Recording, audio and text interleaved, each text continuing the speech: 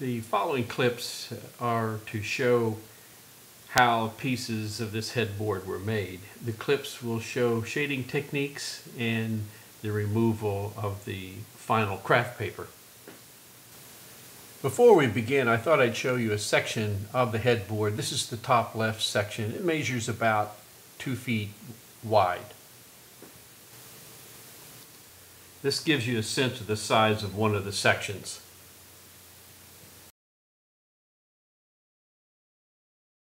Now let's take that piece itself. We'll clean off some of the residual sand and replace it in its home. And that gives you the shading, and we will try to highlight this piece as if it is closer to the camera, and this particular piece is dipping down below it. That's our intent. So next we'll take this next piece and do the same thing with it. Say another little maneuver that you can do whenever you want to shade the inside of an area. Like I want the inside of this to be shaded and not the this portion. So to do that, there's a way with which you can create the hump like you see here. Then just simply drop this and push the piece in the middle, raise it, and the sand will stay right on the borders itself.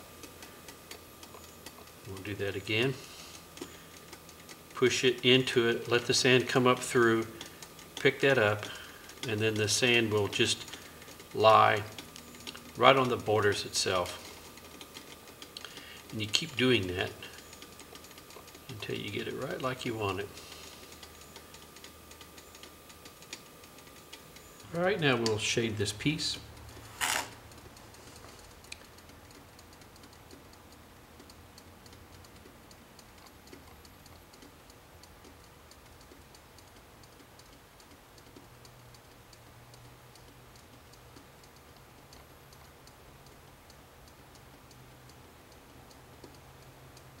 It really helps out a lot to have a spatula or a spoon to be able to control your burn areas.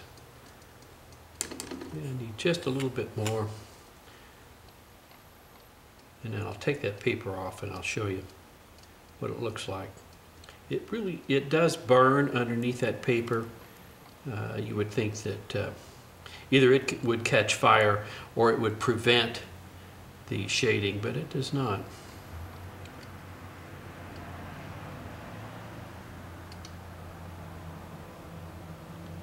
Now we want the tips of it.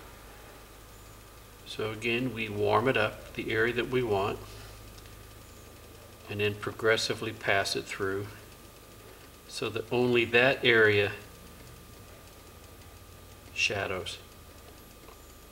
And that's the key. Warm it up ahead of time so that the hotter will stain quicker.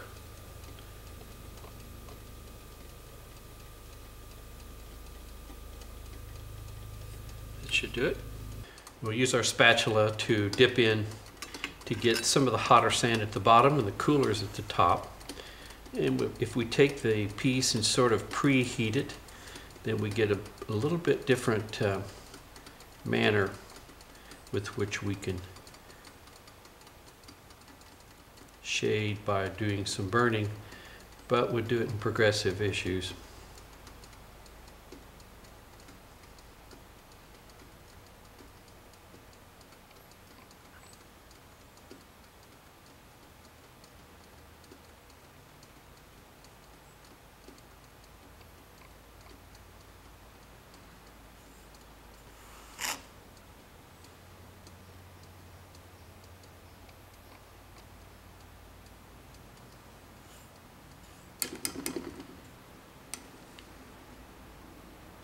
I'll give you some idea what it looks like after that paper is removed from the front side. Okay, so now we will place him back in position. And there you have it. Here is the section that shows a portion of that is shaded.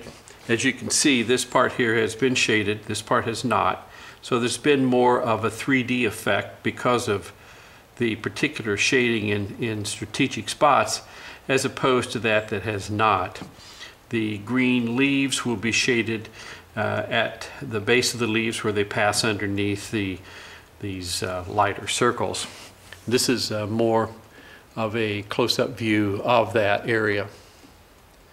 So again, you can see how you get that 3D effect itself.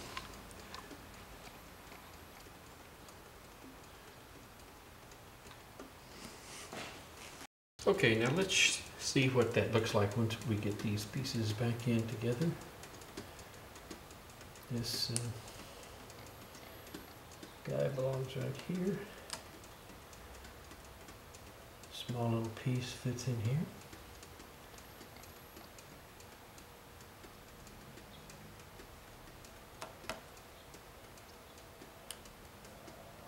Now you begin to see how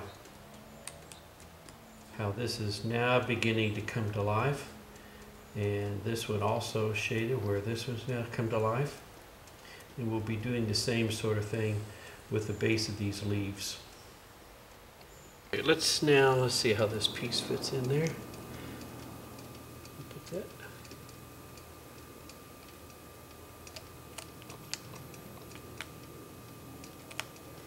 Fits in there pretty well, and there it begins to raise this center part like it should. And let's take it out, and we will now begin to make this the same shadowing as that, so it will give that appearance that it's going underneath this leaf. Let's continue this, and what we'll do now is we'll bring this piece to life by finish the shading by removing this piece so that we can shade along that side.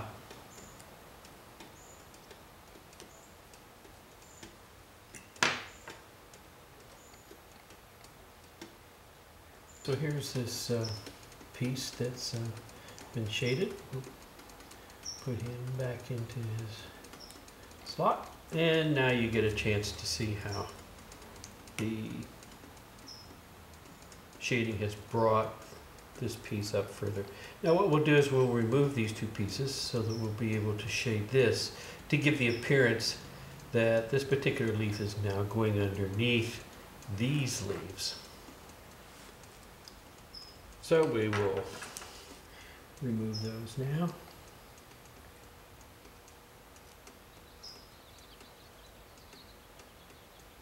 And then what we'll do is we will make sure that we shade these two together so that they will have the exact amount down at their base. In these next three photos, you'll see how effective shading will bring out the three-dimensional effects.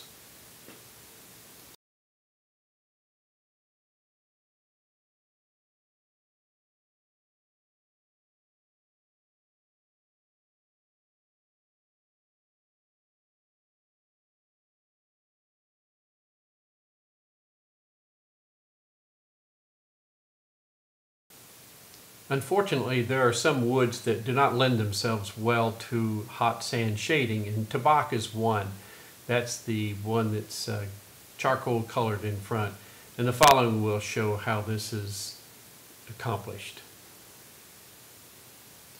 What I want to demonstrate here is how to shade.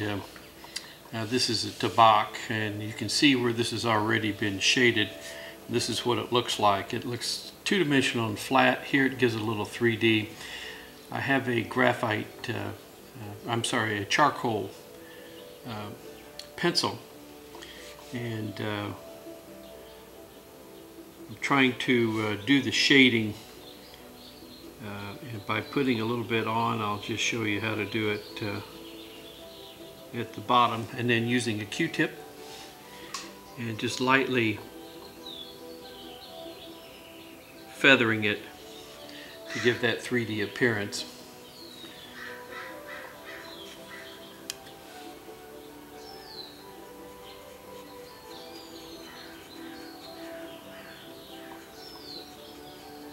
Shade that part that Gives the appearance that it's disappearing behind it.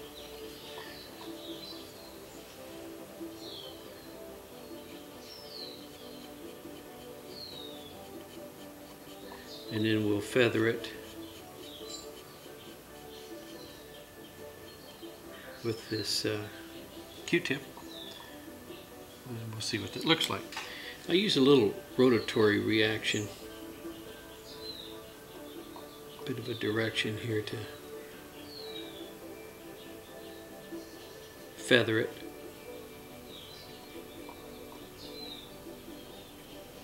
And it gives it a little bit more, and then we'll fix it with a spray shellac that should hold it in position while you continue the finishing. Do a little bit more here on this particular side.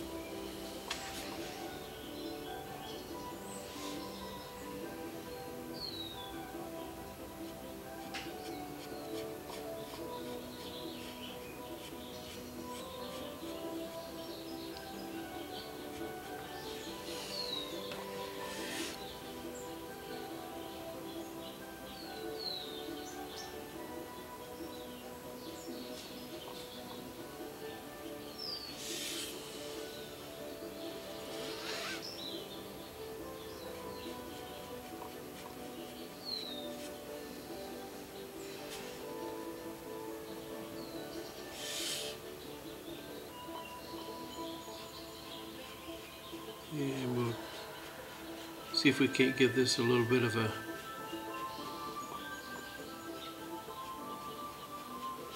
feeling that that piece is going down behind.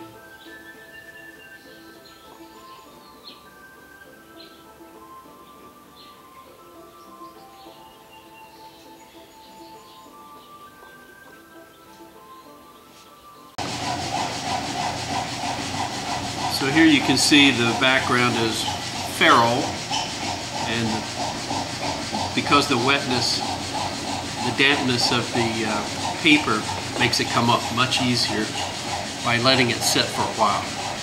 So it will scrape off nice and easily. Then you can always go back with a razor blade and help get, there's still some adherent glue underneath there. At least it's not the paper itself, but it's what's been holding that down. And then you can go back and take more off. But this gives you an idea on how this paper has been glued to the surface, and you can take it off with cold water. And it gets exciting to see what your piece is going to look like.